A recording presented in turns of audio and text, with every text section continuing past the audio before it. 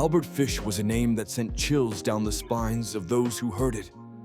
Born in 1870, he was a man who lived in the shadows of society, a figure whose life was marked by a series of horrific crimes that would haunt America for decades.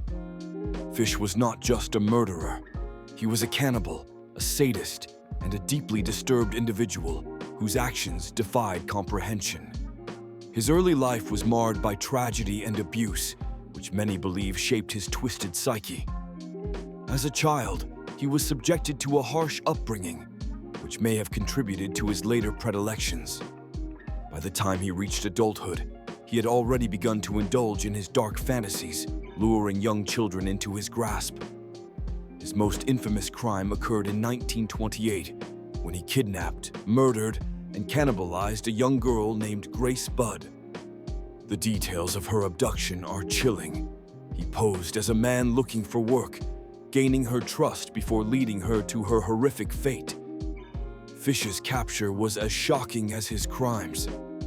After years of evading justice, he was finally apprehended in 1934, largely due to a letter he sent to Grace's mother, detailing the gruesome fate of her daughter. The police were horrified by the contents of that letter, which revealed not only the murder, but also the cannibalistic acts that followed. It was a confession that would seal his fate. During his trial, Fish's demeanor was unsettling.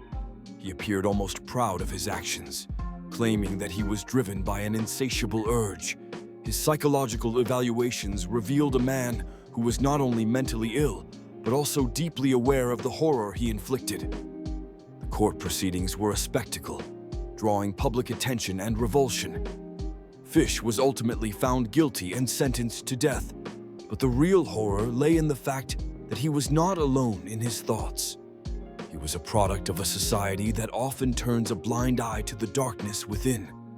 Reflecting on Fish's life and crimes forces us to confront the nature of fear itself. It's easy to dismiss him as a monster, but the truth is that he was a man shaped by his experiences, a reminder that evil can lurk in the most unexpected places. His story serves as a haunting reflection on the fragility of innocence and the capacity for darkness that exists within us all.